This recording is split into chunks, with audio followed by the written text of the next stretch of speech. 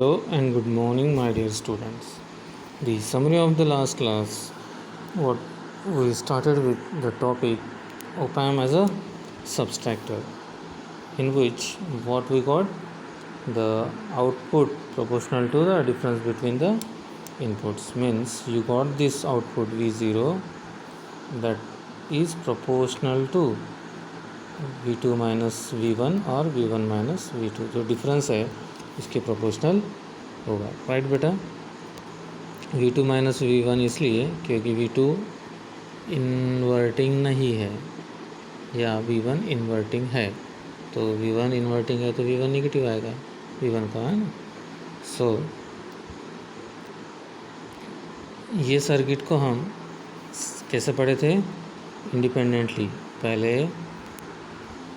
ऊपर वाला पोर्शन जहाँ पे मैंने ये नहीं किया, क्या नहीं किया, राउंड नहीं किया, है ना. राउंड किया वाला पोर्शन छोड़कर, या फिर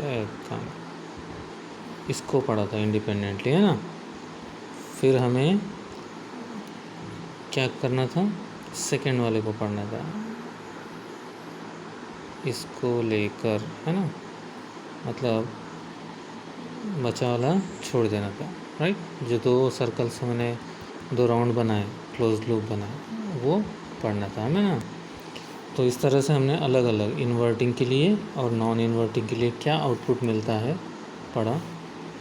ठीक है. तो इन्वर्टिंग के लिए एक आउटपुट मिला था VO1, फिर नॉन इन्वर्टिंग के लिए मिला था VO2. ठीक है.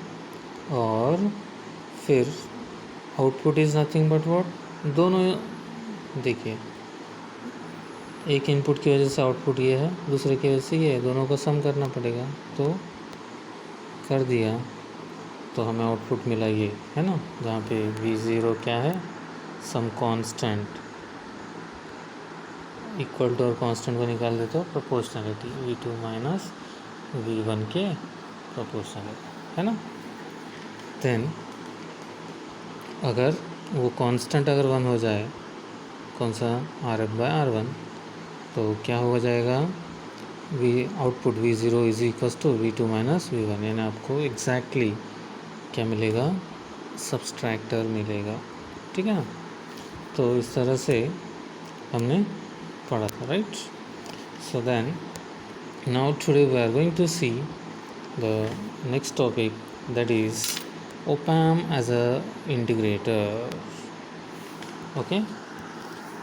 op-amp as a integrator. तो यहाँ हमें क्या करना है, अगर आपको याद हो, देखता हूँ मैं सर्किट है क्या नहीं. ये देखिए, ये कौन सा है, नहीं ये नहीं, ये देखिए, ये कौन सा है बेटा, अरे यार ये नहीं बेटा, एक मिनट. हाँ, सी दिस. हाँ, if you see which circuit is this, ये सर्किट कौन सा है, op-amp एज अ इन्वर्टिंग एम्पलीफायर. यहाँ देखो, यहाँ एक रजिस्टर है, यहाँ एक रजिस्टर है, बाकी सब सर्किट सेम. तो यहाँ के रजिस्टर के बदले, RF के बदले क्या चेंज हुआ है, देखिए. तो वहाँ पे क्या, सर्किट तो सेम टू सेम, क्या चेंज हुआ है, सिर्फ रजिस्टर के बदले एक कैपेसिटर एग्जिस्ट है. ठीक है. इंटीग्रेटर के सर्किट में.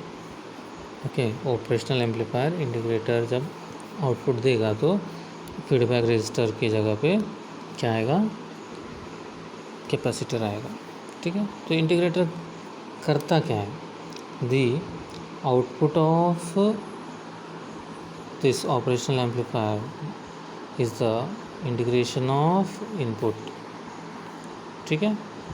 तो अभी ये इंटीग्रेशन ऑफ इनपुट होगा कैसे, तो वो देखिए हम मिलता कैसे है. ठीक है. सी,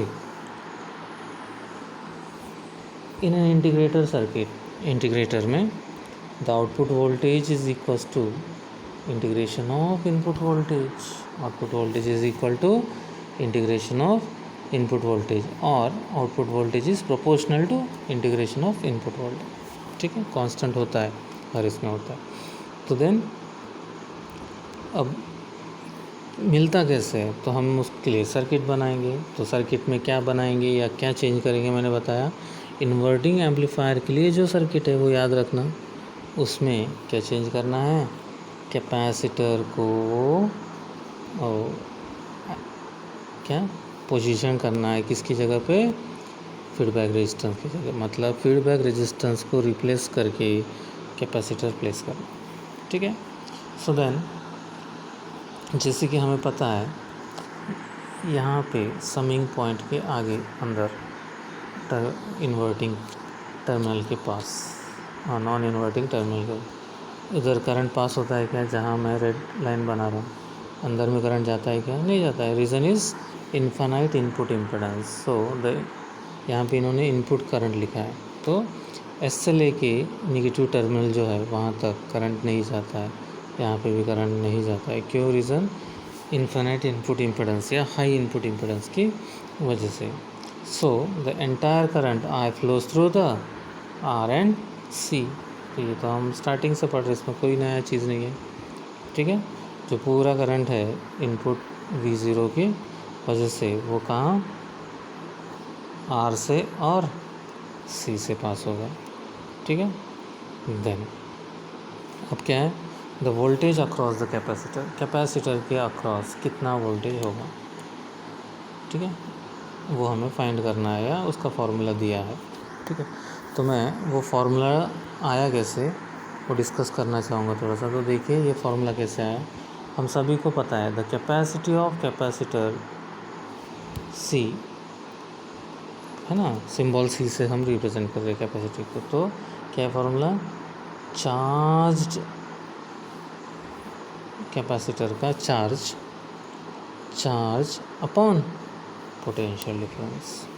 ठीक है, जो पोटेंशियल अप्लाई करने के बाद, फिर से देखिए मैं क्या बोल रहा हूँ, द कैपेसिटी ऑफ कैपेसिटर, एक कैपेसिटर है, ठीक, समझो ऐसा कैपेसिटर है, तो कैपेसिटर पे हम पोटेंशियल अप्लाई करते हैं, तो सॉरी देखिए एक मिनट फिर से रिपीट करता हूँ। अगर एक कैपेसिटर है, ठीक है, अगर उससे हम कुछ पोटेंशियल अप्लाई करते हैं, समझो यहाँ पे V, ठीक है, तो ये चार्ज होना शुरू हो जाएगा। ठीक है, तो ये प्लेट -Q, ये प्लेट +Q चार्ज रहेगा, है ना। तब कैपेसिटी ऑफ कैपेसिटर V कुछ भी हो सकता है, हम चेंज भी कर सकते हैं ना, is given by Q upon V। ठीक है, तो उस हिसाब से V is equals to Q upon C, तो वही यहाँ पे दिया है। ठीक है, तो इन्होंने स्मॉल c लिया है चार्ज को रिप्रेजेंट करने, स्मॉल q लिया है चार्ज को रिप्रेजेंट करने के लिए। ठीक है बेटा, c charge stored in the capacitor, right. तो ये मिल गया हमें। अब आपको पता है what is the definition of current, rate of change of charge per unit time is equals to current, और current is equals to rate of change of what, charge. I is equals to dQ/dt। तो ये क्या हो गया बेटा, I हो गया। अगर मुझे dQ चाहिए तो dt राइट साइड में जाएगा डिनोमिनेटर में, तो न्यूमरेटर में आएगा, ये ना मल्टीप्लाई हो जाएगा I से। फिर मुझे dQ की जगह Q चाहिए तो वो डिफरेंशिएशन फॉर्म में है, इंटीग्रेट कर दो इसको, है ना। तो integration of dQ is equals to Q हो जाएगा, और राइट साइड का इंटीग्रेशन एज इट इज़, उसको सिंप्लीफाई नहीं किए, है ना। Are you getting? ये देखिए, तो इंटीग्रेशन ऑफ dQ मतलब दोनों साइड में d आ गया, तो ये सिंप्लीफाई होकर Q हो गया, और राइट साइड उसका एज इट इज़ रखा है, राइट। देन अभी जैसे कि हम यहाँ डिस्कस किए थे कि वोल्टेज अक्रॉस द कैपेसिटर क्या है, VC है ना। तो VC का फॉर्मूला क्या है, Q अपॉन C। तो Q हमारे पास क्या है, इंटीग्रेशन ऑफ IDT। तो फिर VC इज इक्वल्स टू क्या बेटा, 1/c में एज इट इज़ लगता हूँ, और क्या ये क्यू की जगह पे क्या लिखता हूँ, इंटीग्रेशन आई डी टी, है ना, इक्वेशन नंबर 1। सी बाहर मैंने क्यों लिखा, क्योंकि सी कांस्टेंट है, इसलिए इंटीग्रेशन के बाहर रख सकते हैं। Okay, capacity of any capacitor is constant, वो बदलता है ना। देन द आउटपुट वोल्टेज, ये तो वीसी मिला ना अभी हमें, आउटपुट वोल्टेज चाहिए। The output voltage V0 is the voltage drop across what, C. क्यों, देखिए तो यहाँ पे क्या है, ज़ीरो पोटेंशियल है, यहाँ पे V पोटेंशियल है, ज़ीरो और V के बीच में कितना V मिलेगा, right. So that is now equal to क्या, V0 is equal to minus VC। माइनस क्यों, देखिए तो ये नेगेटिव वाला टर्मिनल है कैपेसिटर का, कहाँ, आउटपुट पे है, और पॉजिटिव टर्म वाला टर्मिनल कहाँ पे, ग्राउंड पे है। ग्राउंड मतलब ज़ीरो या नेगेटिव वाला टर्मिनल है ना, तो उल्टा कनेक्टेड है, इसलिए negative, right. V0 is equal to minus VC। तो मतलब ये जो VC का वैल्यू है वो आउटपुट में मिलेगा, मतलब V0 is equal to minus of integration I by C into D T. C हम बाहर लिख सकते हैं, राइट बेटा। तो नेक्स्ट पेज पे हम देखेंगे लिखा हुआ, तो यहाँ देखिए बाहर भी लिख सकते सी को, right. So then now I find out करना चाहेंगे, तो देखिए ये सर्किट डायग्राम से हम आई फाइंड आउट कर सकते हैं। या देखिए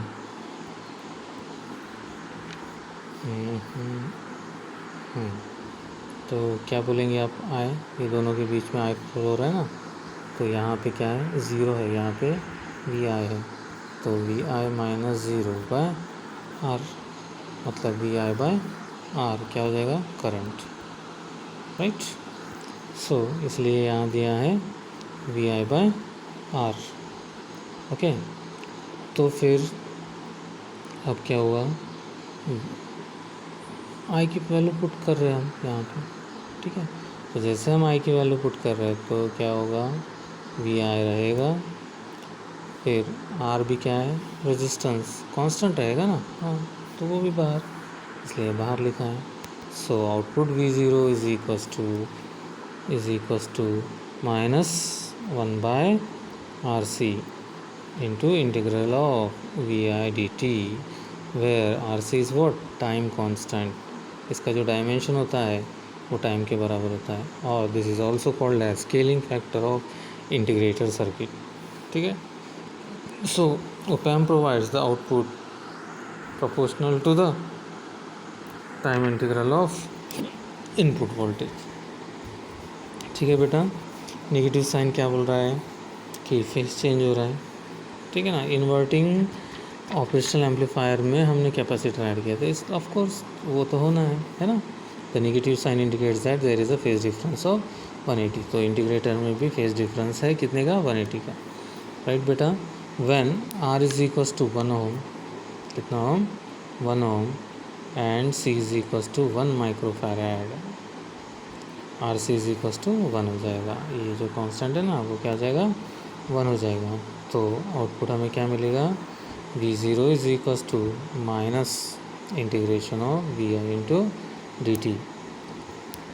तो यहाँ देखिए इनपुट में अगर हम स्क्वायर वेव दे रहे हैं तो output of integrator becomes what, a triangular wave. Okay बेटा, so I think you all of you understand how the integrator works.